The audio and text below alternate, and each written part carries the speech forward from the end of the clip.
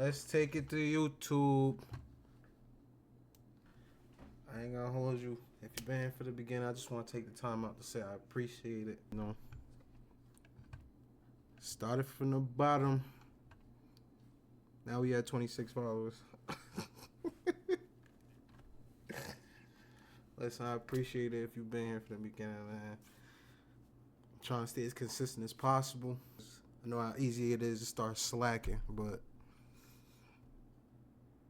I appreciate it. Giving myself some grace. You know, eventually we gonna make it to where we could do this, you know, a little bit more often. Let's go to YouTube. Let me stop talking. Let me stop jibber jabbering. All right. I say let's do it. Tommy G. Got another Tommy G.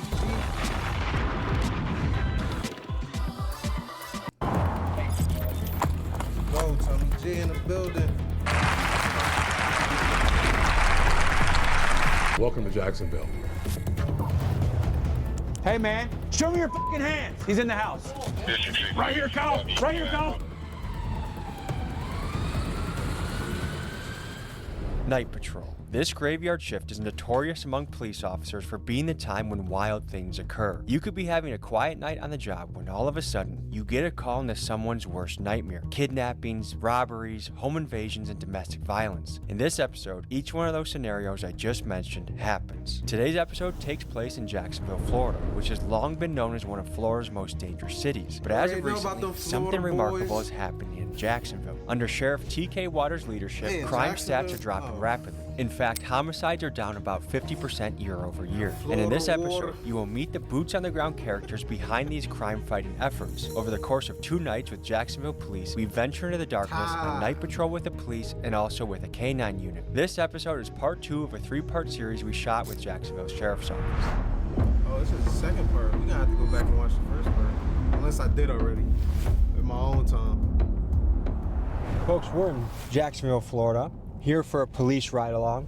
I have a hunch it's going to be an active night for us. Just stopping at the gas station to get a little food before we got started. Looks like some undercover guys. To be here in a wild city, basically filming an episode of Cops, there's a lot of nostalgia and excitement. This is a job I could not do. I feel lucky to even be here. For them to open their doors to us is huge.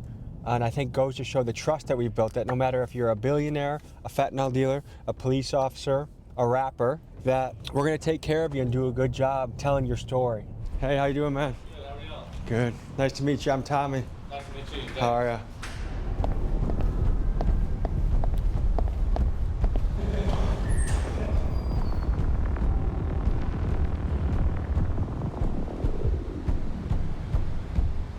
Ladies and gentlemen, how you doing? We have a crew, Tommy G Productions. They're coming to showcase the good work that you do day in and day out. They want to see patrol, narcotics, task force, how this great agency works here in our community. Yeah, thank you guys for having us. We've done this with East Chicago PD. We've done it with Drug Task Force out in Memphis. And we just want to be there to be a fly on the wall to showcase your profession. And we're very coachable. So whatever we need to do, move here, do that, tell us. And we're just happy for the opportunity to be with you guys for the next few days. So we just found some intel out about, I guess there was a shooting last night up in District 6. The suspect's still outstanding. No idea where he's at yet. That's really all I got tonight, so just stay safe out there, test your tasers.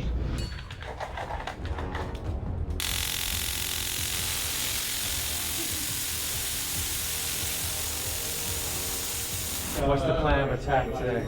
We'll see what calls are in the area right now to see if there's anything major going on. If not, then we'll start the audit process, going to see if anybody's pedestrian violations or any traffic stops we can find to possibly chase some drugs off the street. Okay, cool.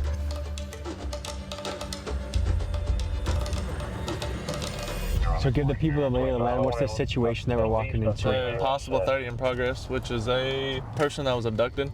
That was originally a missing person. So what's your mindset going into this, or what's your role in the strike? So basically figuring out where everybody else is set up currently, and then getting with Lieutenant to figure out where he wants us to set up at. For this 3-man strike team that we've got set up. Creighton, do you have breaching tools? I got it. They need breaching tools at the door. It sounds like you guys are gonna breach the door. I'm not sure what they have there. They're asking for a 3-man team right now to go to the front of the house, and they're looking for breaching tools. If there's somebody that's being held hostage, we'll make entry.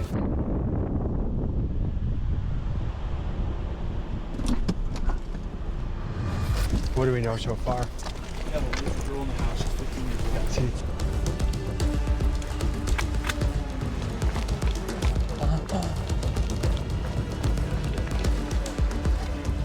There's a light that keeps coming on this side.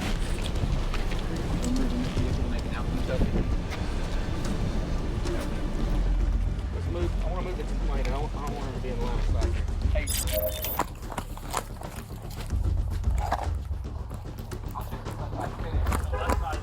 It looks open in here too. Ready? Yep, gotcha.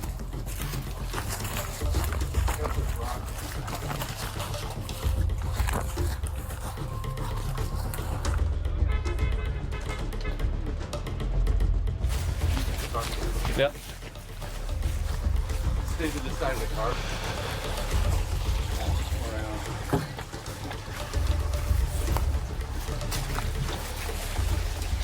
There's movement inside the house, Set up a absolutely. whole game plan, dog. Except there ain't Pistols down. no respawning. Stop. You slip up, ain't no respawning, We got bro. contact at the front. Stand by. Step outside. Show us your hands.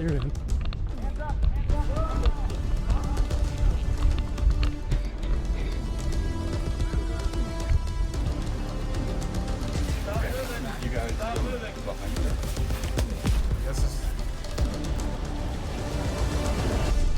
not the person they needed.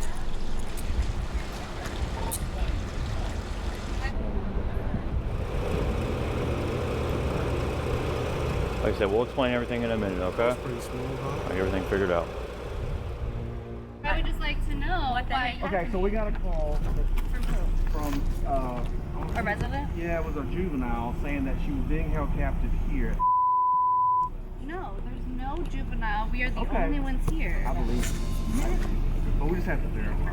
No, You I mind am if I walk okay in? with that. I'm okay with you walking in. I'm sorry, I I gotta bring one other don't. One officer. other person, that's fine, but Somebody. So sorry for the scare. Thank you for understanding. Okay, good. Well, I appreciate your compliance. Very important. We appreciate that. Okay. Yes, sir. You need anything from us? Any badge numbers, names, anything? Okay. All right. We want to do a supplement so that we can rule this house out. So if anybody else gets this follow up on Blue Yeah. Squad, they know that this house has been cleared. The guy you just saw get pulled out of his house at gunpoint was completely innocent. This call ended strangely, and from what I can gather, it was a false alarm. Potentially, it was a swatting call, which, as my friend Ryan Montgomery explained in a previous episode, these are online trolls that make fake calls that can be very dangerous for the people being pranked. Now, I'm not quite sure what happened with the call you just saw, but I do think it does a great job highlighting how, with very little background information, police officers have to be prepared to run into crazy situations. How would you rate this area out of 10 for sketchiness? Probably a 6 or 7. I worked Okay. here when I was in phase 3 of FTO, and it's definitely a good area to learn in, especially if you have a good FTO to teach you how to maintain these streets and everything, and how to work the job. All right, I think we're good here. So let's go see what else is going on. Hold on, Chad. Hold on. Let's get back to business. So this night off to a busy start? Not like you would think. Like, this is pretty equivalent to a regular night.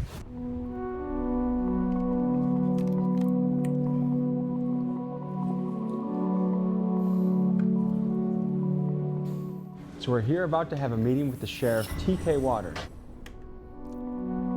Oh, GTK. He been at this for years. What is your message to criminals of Jacksonville? My message to criminals in Jacksonville is this: go away, or we're going to put you away, or you can quit. We're not the agency that you want to try. Stop committing crimes in our community, or we're going to get you. We're coming for you. One of the things I'm most curious about is if you look at the homicide rates from 2022, 2023 to 2024, Yep. the city's dropped almost in half, Yep. which is remarkable. It is remarkable. What's the secret sauce that's cooking here? Man, hard work. Listen, proactivity is not a dirty word. Proactivity is what we're supposed to do. Proactivity is a part of one of the basic parts of police work. If you see a police officer just sitting there, he better be sitting there or she better be sitting there writing their police report so they can get on to the next, whether call or out there being proactive, looking for people that are doing things they should not be doing in our community. Okay, so we're on to a shots fired call? Yes. Sometimes it's hard to find where the actual shell casings are, even with ShotSpotter. So everything is based on the call notes here. So this was 10 minutes ago. They didn't hear anybody screaming. They didn't hear anybody yelling.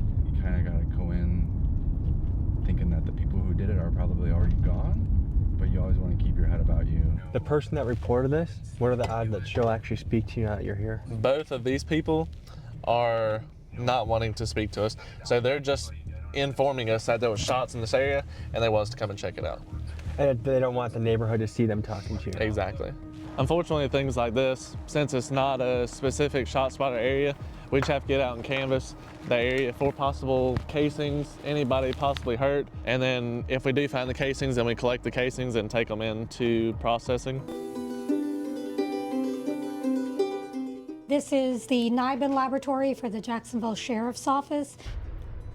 This is Jacksonville's Crime Gun Intelligence Center, CJIC, and this office uses the National Integrated Ballistic Information Network, or NIBIN, to analyze ballistics and help solve gun-related crimes. By leveraging NIBIN, the Jacksonville Sheriff's Office can quickly process and compare ballistic evidence, leading to more efficient identification of suspects and connections between crimes. For instance, when casings are collected based on ShotSpotter alerts, it has yielded a 42% hit rate when processed through NIBIN, and this links gunfire incidents across multiple jurisdictions. So instead of saying it's a boy or it's a girl, you say it's a 9mm? It's a 9mm, but is it a 9mm that goes to that? Because there's different characteristics of the 9mm depending on the gun. Did y'all hear any shots fired or anything? Okay. Thank you. I ain't got nothing. Where we have ShotSpotter areas, we'll typically find the casings more often than if somebody just calls them in like this. But without an exact area, like ShotSpotter can give us, we don't really know where to look. And so you guys have a testing facility where you fire a gun and then you examine it? We do. It's a bullet recovery tank, and it's got a portal that the examiner holds the gun, shoots into the portal, into the water, and the casings are ejected out in a semi-automatic. We collect the casings that we know went to that gun, collect the bullets, and we bring them back here to image them. So is it frustrating trying to solve things, but you get very little help from the community? Yes, but we also have a lot of different avenues that we can use to try and find suspects. Gun laws in Florida are pretty good for the gun owner, right? For the most part, yeah. So there's some heavy shit on the streets? Oh yeah, for sure. So what's your why? What gets you excited to wake up in the morning to do this? Just something new every day. You literally can't put the same day into another day, like, because it's always different. You never know what you're gonna get. Would you say that this job's your calling? I think public safety as a whole is. So some Americans would look at the drug laws and say the war on drugs has not worked, and why are people still getting busted for things like weed? What's your take on that? Drugs are always going to be on the streets because we don't have the manpower to catch everybody, nor the assets to be able to do all of those things, to be able to take them all off at like one specific time. That's why our specialized units try to hit it as hard as we can. The biggest issue with it is the amount of fentanyl that's being laced and all this stuff that's like, it's killing so many people. We're definitely in the trenches right now. Oh yes. Hey, y'all come talk to us for a second. Y'all know y'all gotta be on the sidewalk. Yeah, okay. Yeah. The police, they liars, manipulators. What do you think it would take for the public to have a better relationship with police? Better communication, I guess. I don't know, because I went to jail for some stupid shit. Like, and the police should be more honest about stuff, because they will sit here and make you feel comfortable to talk to them and open up, just for them to like do the complete opposite of what they just made. They made you feel safe. All right, here you go. Honestly, I feel like just like now. Everybody should be free, and we shouldn't have nobody trying to how to live their life, because God gave everybody free will to live their life, and we shouldn't have no police trying to stop them. All right. They don't really be helping. They be killing and stuff more than they be helping. That's all I'm saying, but y'all be safe tonight. Did he already tell you about the lights on your bike? No. I'm leaving right here. No, you don't need to leave it. You can walk with it. You're fine. Stay off the road. Alright. It says Tommy G. Police night patrol in Florida's former murder capital. Their attitude to the stop was, I'm an adult riding a bike. Why am I getting stopped by the police? But you're still breaking the law based off Florida state statute per you being in the road when there's a sidewalk provided. So that gives us right to be able to stop you and inform you about your violation and possibly give you a ticket on it. You don't have to give a ticket. It kind of just depends. So what type of issues do you see facing this particular neighborhood the most? Domestic violence and then burglaries to conveyances. There you see there's cars everywhere. Most criminals know that cameras are only going to pick up so much. If they've got a mask on, they can come and bust in that window right now, get whatever they want out of it, and get out of here, possibly before an officer's even on scene. So they might be able to get away with it, kind of thing. If you could wave a magic wand and change one thing about these areas, probably more job opportunities. Because that's mainly what people want. People want to be able to make money to afford for their families. How do we get more job opportunities to the hood? That's a tough one for me as a sheriff. I think the opportunities are there if you want to take the opportunity. Let me use myself for example. I'm not perfect, right? As soon as I became old enough to work, there was a job there for me. Whether it be bagging groceries at 13 years old or working a summer hire job in Europe when my dad was stationed in Germany, working a summer hire job and then going to bag groceries when it's done. The reward of being able to earn my own money is tremendous. It's a sense of accomplishment. The jobs are there. They might be smaller jobs, but certain jobs I believe are entry-level jobs anyway. So take those entry-level jobs. We live in the society that we live in, because we live in America, there's a sense sometimes of an entitlement. Let's not have that attitude. Let's realize that we have to crawl before we can walk. Start where you need to start and move up. The jobs are there.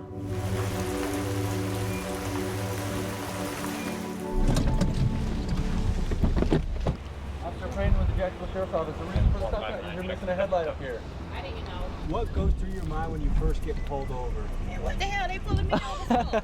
I called my boyfriend. I said they finna pull me over. I seen y'all whip behind me. Yes, ma'am. If you had a son and they said they want to become a police officer, what would you think? Be careful. You know, I don't know. It's a job. What's been your experience with police and law enforcement? I don't bother y'all, so y'all don't bother me. But do you feel like, hey, they make the city safer? I'm happy they're here. Yeah, especially nowadays. Yeah. Bad nowadays. It's like bad. It's nothing like when we was growing up. But dog, because y'all wrote me a citation, y'all told me to walk on the left-hand side. So on the left-hand side, there's no sidewalk here, and there's no sidewalk here. I looked it up in the statute. It says walk on the left-hand side if there is no sidewalk. How many times I gotta get stopped today? Okay, well, they're probably going to make no damn sense, man. Y'all out of control, man. Y'all already taking food out my son's mouth. Y'all just gonna keep harassing me every fucking day. I get off work, walking, you can't walk here, you can't walk there, you can't walk here. Why am I always being harassed, bro? I'm just tired, bro. Stay on the sidewalk. I'm tired, bro. I'm tired. I'm tired. I'm letting you know I'm tired. I think that'll get everybody aggravated. One of the strategies. Come home. Wait, was he even come home from work?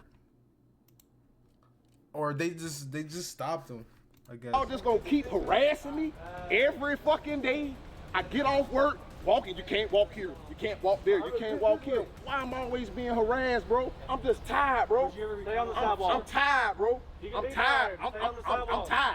I'm letting you know I'm tired. All right, I know what to do. One of the strategies Jacksonville Police champions is a tactic they call proactive police work. It's when officers pull people over for minor infractions like driving with a broken taillight or walking on the wrong side of the street, and this gives them the legal means to investigate for more serious crimes like felons with guns, drugs, and outstanding warrants. Supporters argue that this approach takes dangerous criminals off the street before they can do any harm. Critics, however, see this as a form of harassment. Let me know in the comments what you think. Are you a fan of proactive police work, and would you want this done in the city where you live? We had an interaction with a man last night who was walking in the street and he got pulled over. He got, licensed, and he felt like he was being harassed. I'm an adult walking down the street, and the police officer we were with said that, we got to look at the little things because they could turn into big things. But, you guys have done a fantastic job cracking down on one of the biggest crimes there is of murder.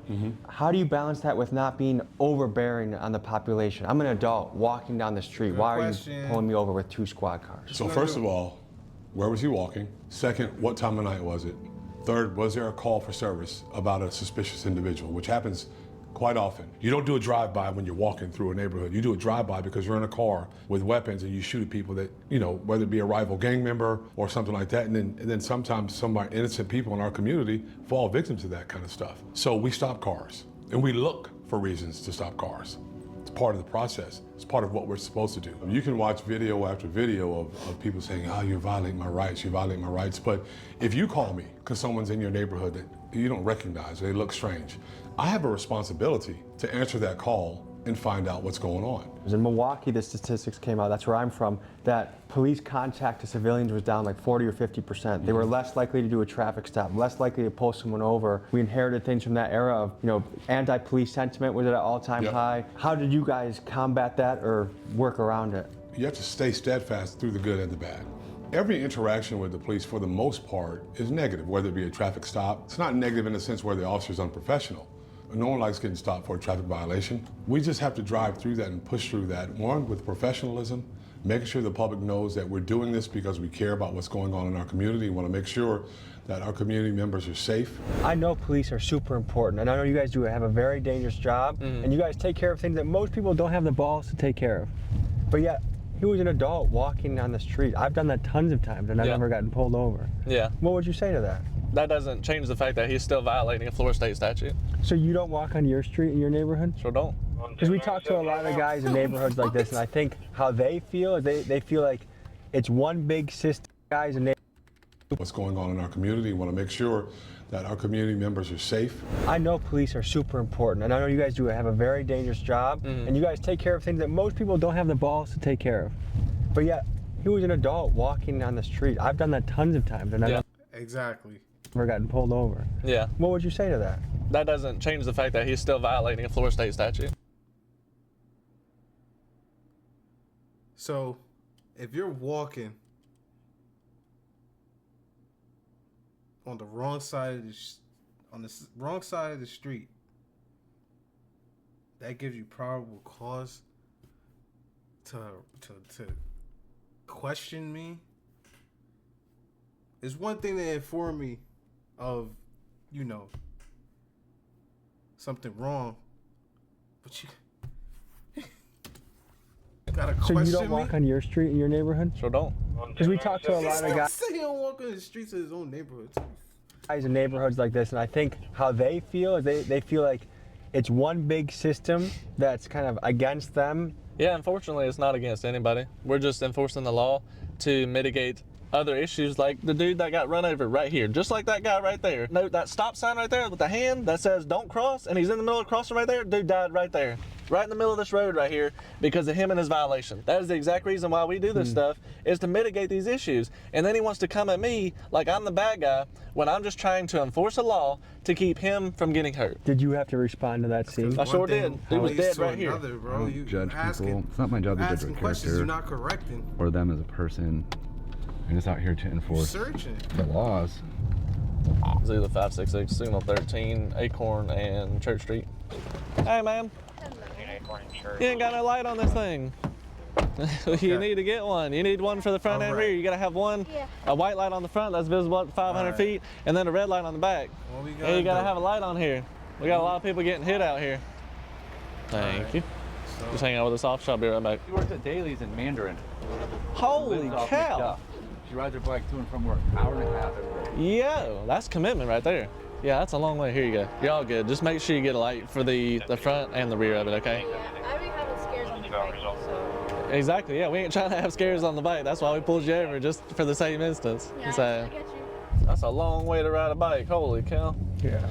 But she just got her vehicle stolen last year. I think that just goes to show how much that impacts someone's life. That now she's spending 3 hours a day biking to work. Yep, exactly.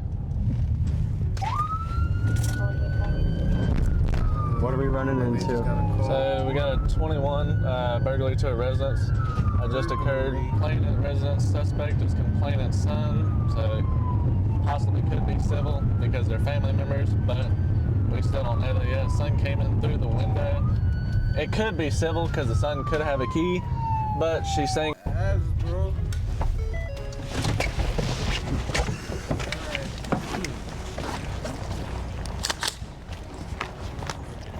That's it. All right, that might be him. Nah. Hey, what you got going on? I think in Florida, all the houses in the hood. Somebody here called about a burglary. Majority of No, we didn't call about no burglary. What's the address here? Ain't no burglary here. Yeah, that's where our address for a burglary is. Oh no, I want to say no, ain't no burglary here, baby. Who called? I did, but I was coming for he gone, my son, but he gone. I called. I just. Oh, Called so it was a burglary, but he's gone. Yeah, no, yeah. You can say well he gone. So he's not here? No, he left. She called the cops, but then acted completely surprised that you guys showed up. Yeah. What is that about? I don't know. So, pretty dead. So what do you guys make of that situation? That's a common theme. Parents calling about their kids because they don't want them in the house. And then we show up because we have a call for a burglary. And then she doesn't like that. So then she doesn't want anything done. And if she doesn't want any police services, then there's nothing we can do. This is a thinking man's game. There's so many statutes and laws. This isn't just a brute force job. This is someone that you have to really be on your toes and aware of things that are changing all the time. Yeah. What is that like? It takes, I guess you could say it takes a toll on how you have to think about things. It also is a way you have to think about things when you go into a call. So sometimes when you go into a call, you have to like think about all these statutes that you have to follow per Florida, or all these policies that you have to follow per JSO. You have much bigger cojones than I do. Thank you for taking us out tonight. And stay safe out there, Will okay? do, thank you. That concluded an action-packed first night with the Jacksonville Police, and we were told the next day would be spent with a legendary officer on the K-9 team. Let's meet the guy. Sarge, tell the people who you are and what you do. My name is Sergeant Plogger. I'm one of the 3 K-9 sergeants at our JSO K-9 unit. What kind of stuff have you seen in your day? Have you been shot at? Yes. Have you gone on foot chases? Oh yes, like working behind. When I was a K-9 handler, yes. I mean, all that stuff. So, the K-9 unit only deploy on typically, violent felony suspects. So usually when a K-9 unit is being asked to respond to a call to assist, they're going with the air unit as well, and it's usually someone who's done something very violent and then ran from the area. And how have you seen Jacksonville change over time, keeping in mind the homicide rate was almost double 2 years ago and has gone way down?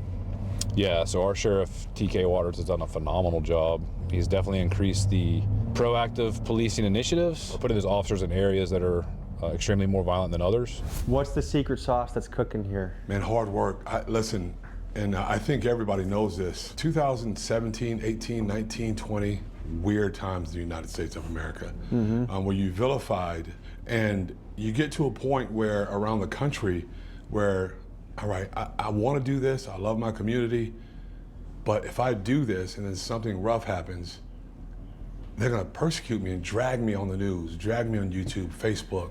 At some point, officers began to take a step back. We didn't really notice it that much here. But if you have a person that feels like they're gonna be persecuted for doing a job that not many people want to do, and what it takes to be able to get here, you have a tendency to want to slow down. Well, what we've done here is proactivity is not a dirty word. Proactivity is what we're supposed to do. Proactivity is a part of one of the basic parts of police work. So what are we walking into right now?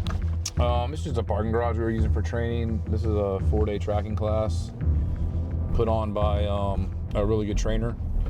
And he's just teaching his theory and methods of how to implement getting these dogs to track and keep their nose on the ground on hard surfaces, which is the most difficult for dogs to do. Training video. And what are these fellas about to do right now? Run a track, so we'll get to see the dog work a human odor in a direction and complete it all the way to the end, and that's what we're working on. This is hard surface tracking, so obviously not grass. This is the most difficult tracking that you can do because there's not grass and dirt and moisture up here to hold that human odor. So we're working on paying the dog right from the start. You see he's locked onto his little bit of kibble, but blended in with that kibble is where he has laid a track all the way around this. Take a step, nice. Move, slide line, very nice. He's working like there's stairways there. The track goes past the stairs, the dog goes in the stairs, but then makes that turn and follows it down to the end. So now he's following odor exactly like we want to do, and that was his marker. How bad can a dog bite somebody up? Permanent bodily disfigurement, like helicopter flight to the hospital. We got a training program. Hey, brother. Oh, have a good one. Good meeting you. We just got a call. Yeah. What's happening? Something about fleeing a lead warrant. We'll check the computer when we get in the car. So, what'd you say this is a dangerous job? Canine is probably the most dangerous job in law enforcement, in my opinion. It forces you to take exposure. So, our SWAT guys deal with like the worst of the worst. Those guys are highly trained, right? But then they have a lot of armored vehicles, and most of what they deal with are high-risk search warrants and barricaded suspects. When you have these violent criminals who do the things that they do and they run off in the woods, you have no idea where they're hiding. So you're having to take, your safety and put it in your dog's hand and your dog's nose, really. And is this a lights on speed in there or just cruise there? I don't do that a lot, man. You got people on their cell phones driving, dude, right? They're not paying attention, and all of a sudden they hear sirens and see lights and they freak out even more. Like what we saw in the last few years, now people are comfortable calling shit out. Like when they see a convenience store robbery, like the comments online are just dragging that person, like what a piece of shit, blah, blah, blah. Like, and I think young men they want their cities to feel safe again, and they know they can do something about it. Yeah. Yeah, no, that part's true. I can definitely see that. Because it does feel like we went through like a lawless era. Oh my gosh, man. Oh, someone steals their car? Well, they're not out next day, so they don't even care. Oh yeah, it was like the George Floyd thing, and then you had COVID right behind it. How did the George Floyd incident change policing in America? I think it helped turn a lot of the general public against or feel like that it's a lot more corrupt than it really is. I think that was a difficult situation. That's still not indicative of the police departments across America. We handle about 800,000 calls per year for service. We stop our cars, we go inside stores. We have public police contact, right? Not even logged out on, just contact, where we talk to one another and see each other. Out of that, did we have, 7 officer-involved shootings last year? Out of millions of contacts, millions. And so you put that in perspective and you tell that story, it helps.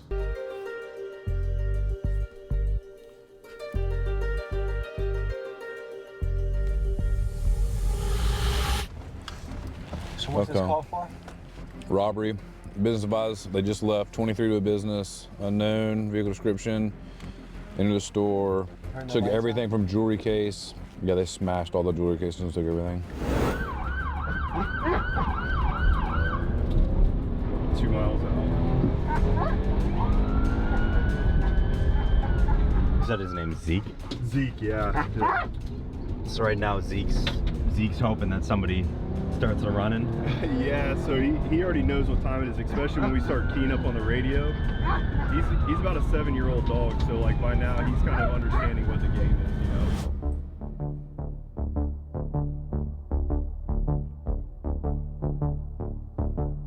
We're here at the scene of a robbery of a jewelry store. It's a smash and grab, but they did leave blood on the scene.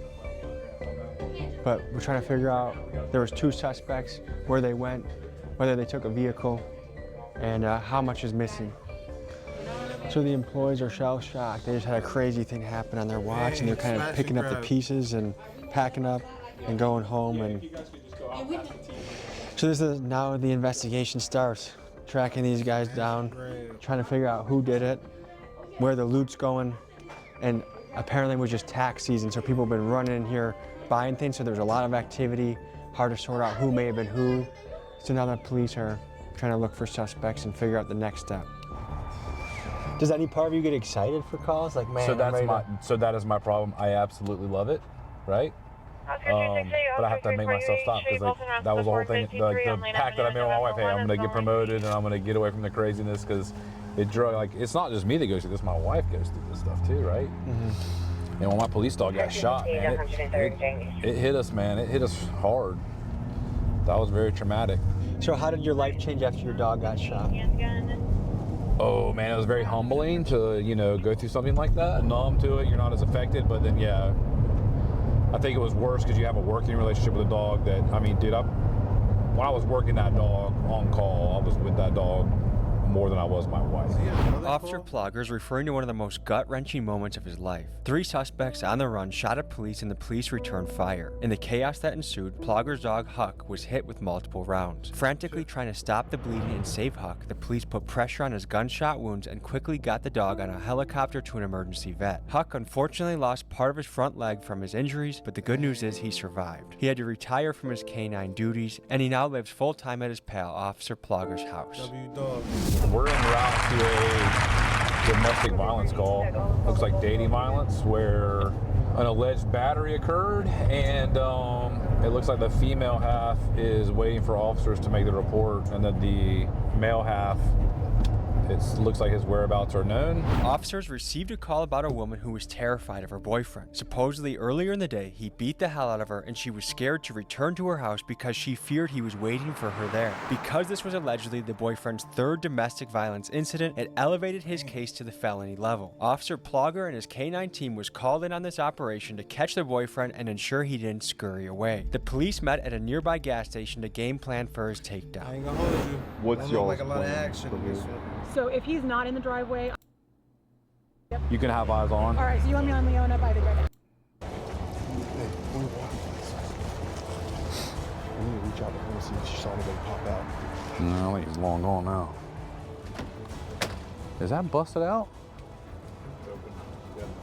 Hey, man, show me your fucking hands. He's in the house. Hey. Show me your fucking hands. It's the police. What? We want you. I didn't do that. We want you. Go to the front door. Hey, hold. He's going to the front. He's going to the front.